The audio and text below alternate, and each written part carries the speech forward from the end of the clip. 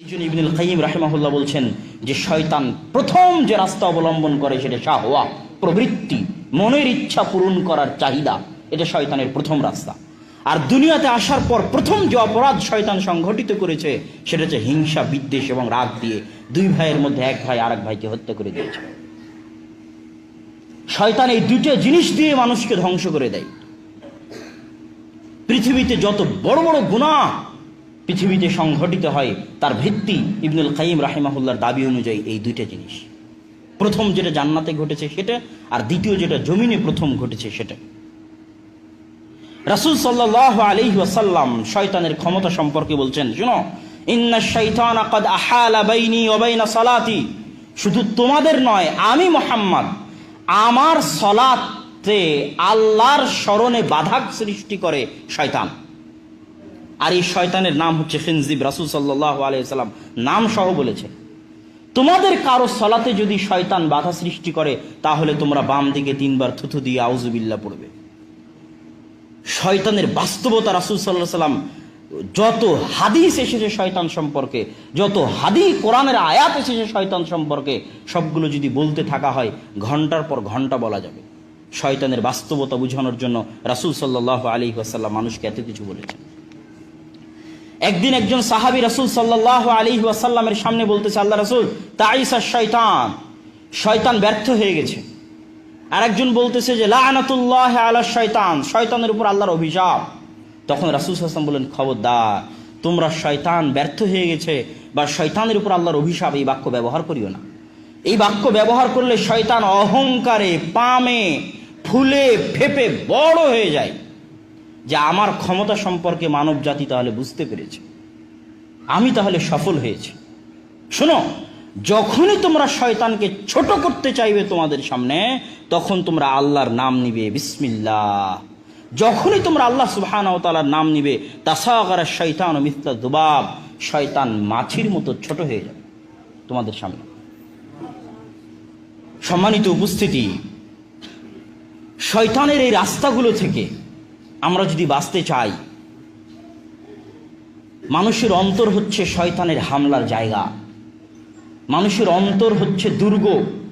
এই দুর্গে হামলা করে শয়তান ভেঙে চুরমার করে দিতে চায়। ইবনুল কাইয়িম রাহিমাহুল্লাহ বলতেছেন, মানুষের অন্তরের এই দুর্গে শয়তান কান দিয়ে হামলা করে, মানুষের এই অন্তরের দুর্গে শয়তান চোখ দিয়ে হামলা করে, মানুষের এই অন্তরের দুর্গে শয়তান জিহ্বা দিয়ে হামলা করে। মানুষের অন্তরের দুর্গে শয়তান চোখ দিয়ে হামলা করে মানে যত অশ্লীল খারাপ দৃশ্য আছে প্রত্যেক দৃশ্য অন্তরে গিয়ে আঘাত করে এবং অন্তরকে কালো করে দেয়। কান দিয়ে আঘাত করে মানে এগুলো জানলা দরজা, অন্তরে আঘাত করার জানলা এবং দরজা।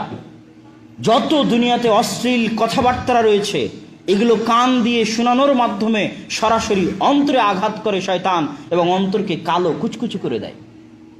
ইবনুল কাইয়িম রাহিমাহুল্লাহ বলতেছে, প্রত্যেক যে আত্মা, প্রত্যেক যে অন্তর, প্রত্যেক যে কান অশ্লীল কথা শুনতে ভালোবাসে, অশ্লীল গান শুনতে ভালোবাসে, তার মৃত্যুর পূর্বে তার কানে কালেমা লা ইলাহা ইল্লাল্লাহ ভালো লাগে না।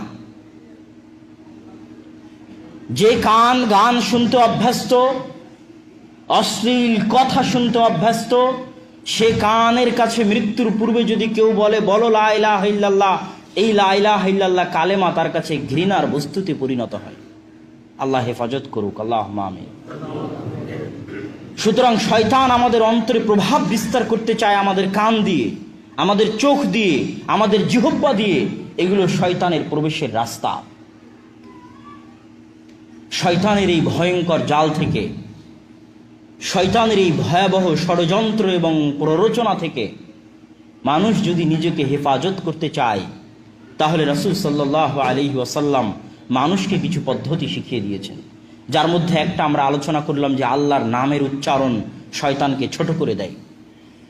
আল্লাহ সুবহানাহু ওয়া তাআলা পবিত্র কোরআনে বলছেন যে ইম্মা ইয়ানজাগান্নাকা শাইতান, শয়তান যদি তোমাদেরকে আঘাত করে, শয়তান যদি তোমাদের উপর আক্রমণ করে, ফাস্তাঈদ বিল্লাহ, তাহলে আল্লাহর নিকটে পরিত্রাণ চাও, আউযু বিল্লাহি মিনাশ শাইতানির রাজীম পড়ার মাধ্যমে।